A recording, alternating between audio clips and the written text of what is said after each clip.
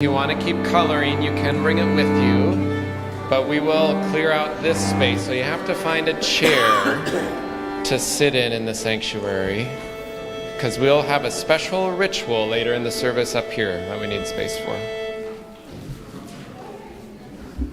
My niece mix is definitely wearing on. You would like a squish ball too, because you're feeling really stressed and following your season. There are here. Not singing, but mouthing. Also, it did not help. Like moving air without, yeah. I almost stuck a Mucinex in my pocket because I thought, oh, it's 12-hour Mucinex. Yep, it was 12 hours.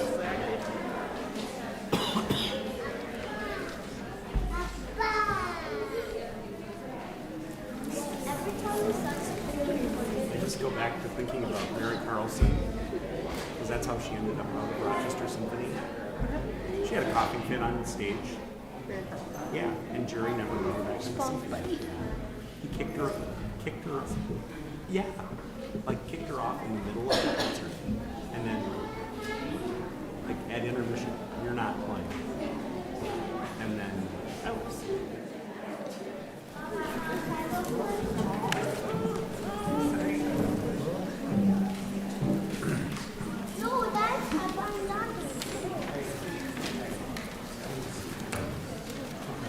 there are peppermints and little cherry tootsie rolls and squish balls. Help yourself.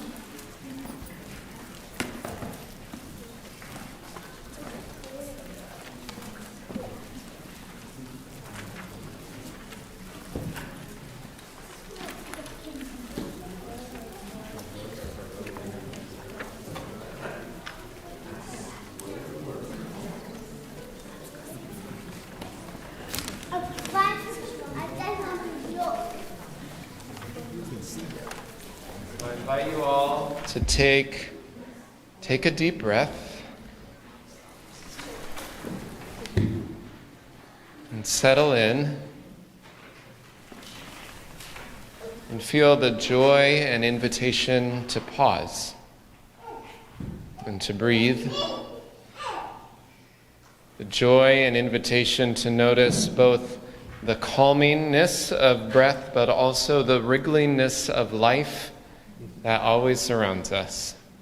And what a gift that is.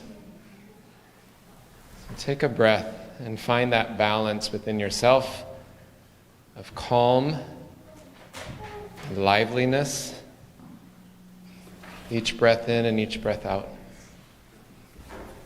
as we settle in and enter our time for the winter solstice.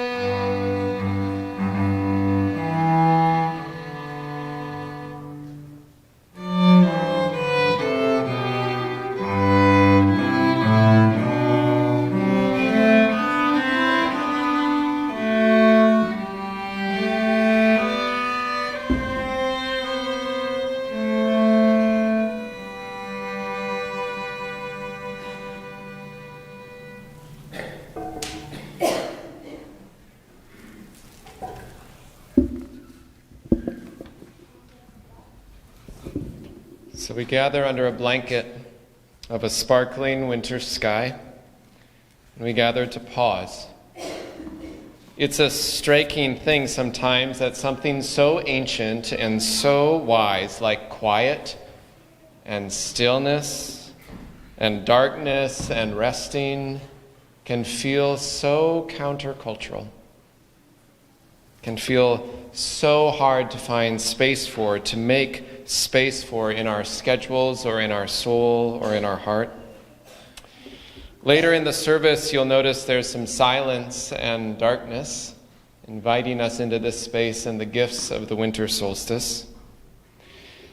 During that time, first we'll gather in silence and some darkness, and then a little bit of light will come back, enough so that if you are comfortable on your own, or perhaps with an adult companion to come forward, and grab a small candle and place it in the sand containers in the center.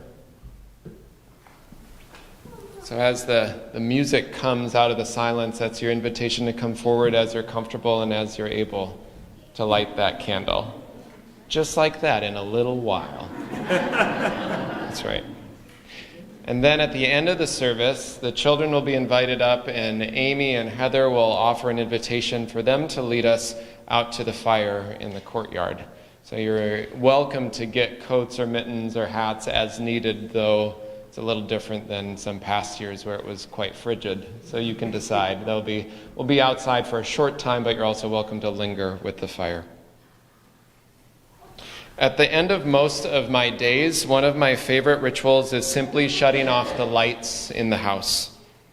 It's turning down the noise of the house, and at the end of the day, when all seems to kind of quiet down, I look out my windows, and there I can notice things of the world beyond just myself and the little perimeter of where I dwell, in a way that I often can't notice when the light is too bright.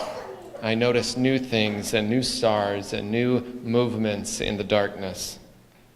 So in a season of too much noise, invite us to make space for quiet. In a season of too much brightness, to make space for calming dark. In a season of too much stress, too many things to do, to make space for rest. And to remember that rest is sacred. In a season of too much, whatever it might be for you, the gifts of silence and darkness, as ancient and as new as each new breath, invite us deeper into right now. So we enter this time of silence with these words from Daniel Dulski. May these longer nights feed us with firelight, wolf song and apple-buttered bread, and those wild winter stories on mountains and wise children and weary travelers met by otherworldly creatures on the road. May we leave our dead and dusty fears outside for a time, making room for the timeless wonders of winter, and a heart that is full of fiery lessons about loving the infinite dark and intentional joy, and living in strange harmony with sanctuary and wilderness, stillness and dance, order and chaos, silence and song.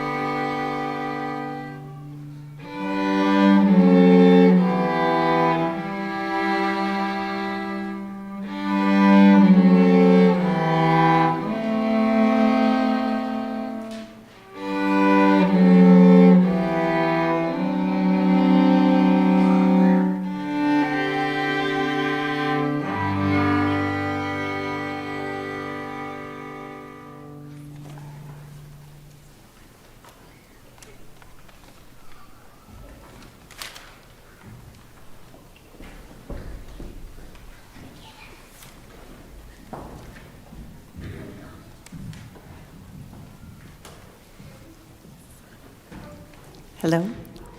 All right. We have the chalice lighting reading for tonight, and this is something that I read myself often in the evenings, so I wanted to share it with you. It's a reading by Morgan Harper Nichols. And in those moments where the sun is setting and the house is quiet, you are weary from the day, may you know that there is grace for you in that space, and no amount of heaviness or loneliness can take that away. And because of that grace, you are free to slow down. You are free to breathe and to rest, no matter the things not sorted out. There might be some mystery here. There might be longing, wondering, and waiting. But there will also be boundless peace that goes beyond any understanding, running wild like a river through everything, no matter how heavy those moments feel. So rest easy. When evening is approaching, tomorrow is surely coming, but in the hours in between, you are free to rest until then.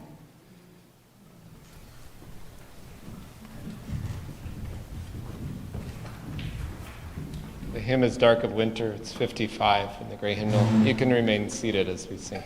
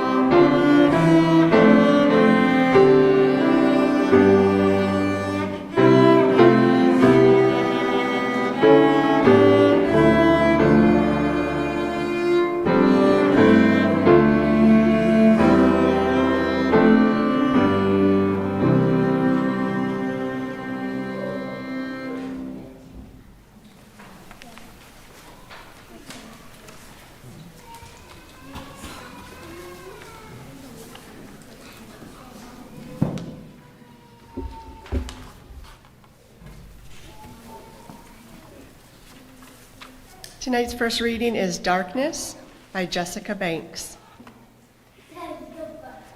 Every good new thing comes out of darkness. The womb, the earth, the depths of our dreams and imagination. Darkness harbors things that could not survive the harsh, bare light of day. Things that just aren't ready for that relentless energy of the sun and the wind and other people's expectations. Darkness is soft and warm. It presses like blankets, soft wings, and loving arms. It's not as lonely as the light can be.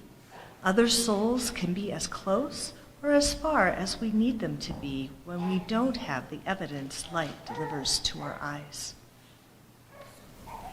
It's not that darkness can't be scary. Often, the scariest thing in the dark is the closeness of ourselves, with nothing to distract ourselves from our thoughts and memories and regrets. And we're still ingrained with that deep, primal urge to light the fires against the night, where the wild animals and enemies lurk. But I say, don't be so quick to light the first spark on midwinter or Christmas Eve. Dwell in the darkness for a little while. More than any other animal in the deep winter, we have faith that the light will return, so we can afford to give the darkness its time, too. The winter night is beautiful.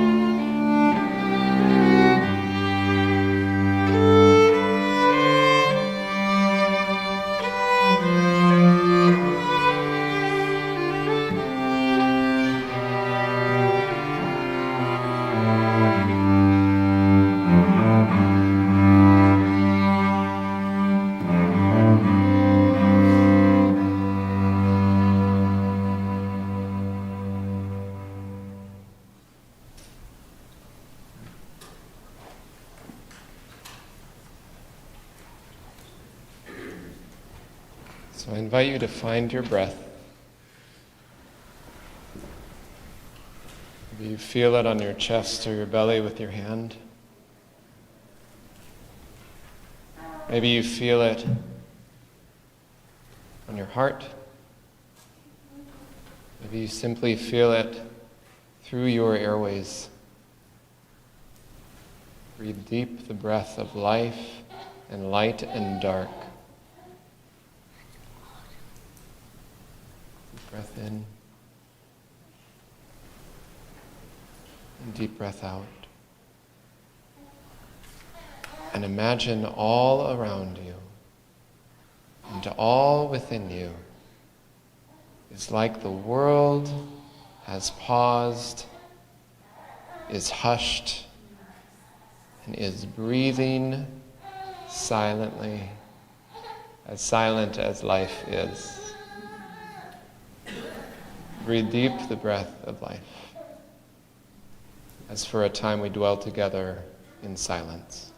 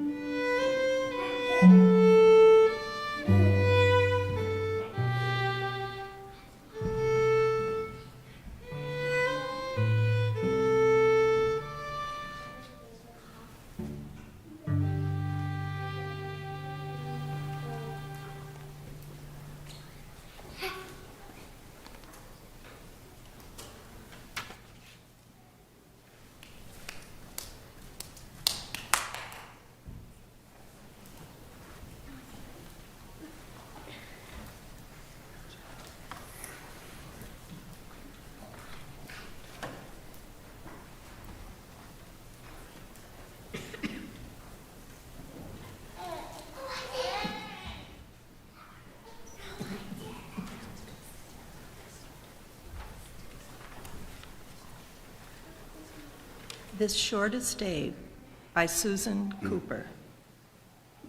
And so the shortest day came, and the year died, and everywhere down the centuries of the snow-white world came people, singing and dancing, to drive the dark away.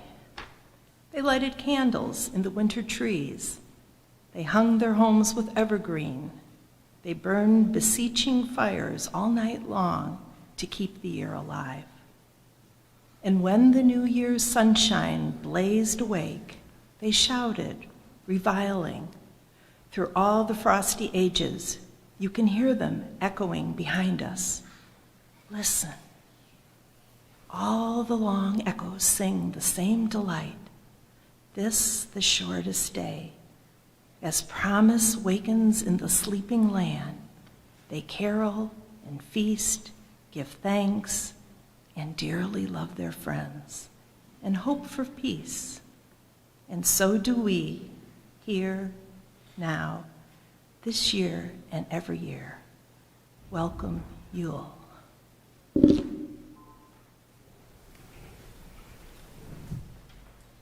sing together number 235, Deck the Hall. I invite you to rise in body or spirit.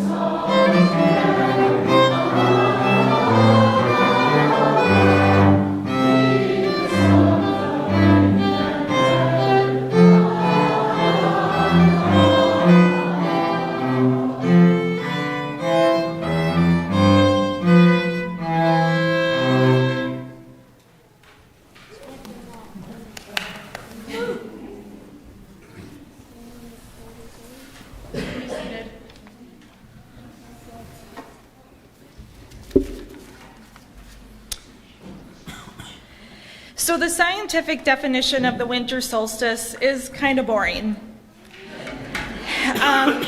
It's the time when the North Pole is at its maximum tilt away from the sun. But what that boring definition meant to our ancestors and how it is celebrated is where the magic truly is. It has been looked to as a time to honor the sun and its role in sustaining life on Earth. It can be a time of contemplation, a time to break bad habits and acquire good ones, and for some, a time of deepening faith. It was not always that way. In fact, some celebrations of the past were definitely not safe for church, while others were a bit calmer, but still full of revelry. In Latvia, people walked from home to home, singing and dancing, playing games and performing skits, all to attract abundance and fertility to them and their community. Often the revelers wore masks to ward off evil and to disguise themselves from the trickster spirit that comes out on solstice night. The mask procession is believed to bring luck for the households that these revelers visit, as well as scare away evil spirits. So these revelers are usually warmly welcomed and given small gifts. There was also the rolling of the Yule log to bring fertility and good luck. With this tradition, which is different than the Yule log tradition we talked about last time, there's usually a log, a sturdy oak, that's attached with ropes, and it's rolled through the whole village in town. And its purpose is to gather all the failures, the bad thoughts, the deeds of the passing year. And then at the end of the procession, the log is burned in a bonfire, thus symbolically burning all the misfortune and sorrow to make a fresh start into the new year. And there was also a lot of singing and dancing. In Japan, the solstice is marked by a traditional practice called toji, centered on starting the new year with health and good luck. People light bonfires in their communities to encourage the sun's return. There's even bonfires lit throughout Mount Fuji as part of the practice. These ancient festivities emerge from a sense of the cyclicality of the ever-present struggle between light and darkness in both humans and in nature. It is a way of overcoming fear, reconciling contradictions, and see a new beginning with every ending. The tales may vary in content, but all have the same root. The shadow is on the move. When we started attending the UU Church, winter solstice was easily our favorite service of the year. I have fond memories of a candlelit contemplation during a group chanting meditation, and Jasper has forever talked about the animal parade, which we'll get to do pretty soon, where he donned animal masks and he and the other kids led the congregation while playing an array of instruments, sometimes even pots and pans if we ran out of them. In one year, there was even cauldron jumping. Maybe sometime, Luke. But no matter how we celebrate the winter solstice, it's a time for us to honor the earth and its magic. Tonight, as we all look into the bonfire, I invite you to consider that which you wish to release with the long night, and consider what hopes and dreams you will carry into the returning light.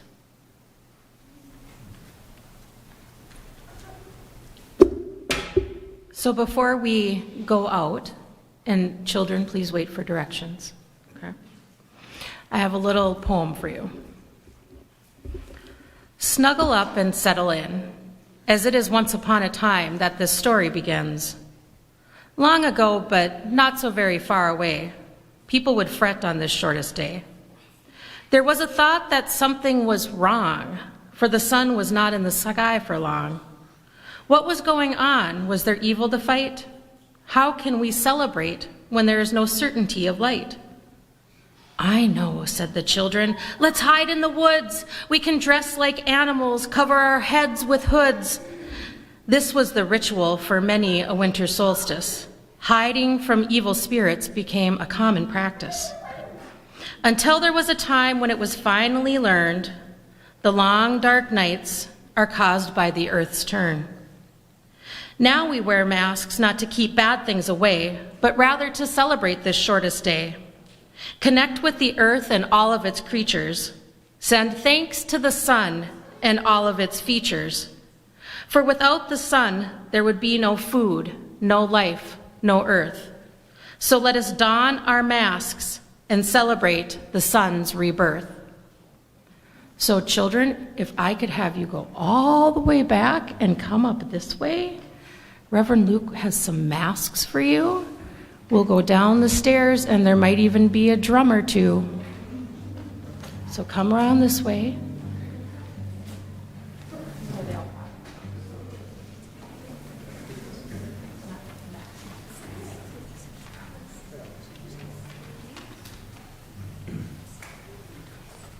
So go down and Chantel will be down.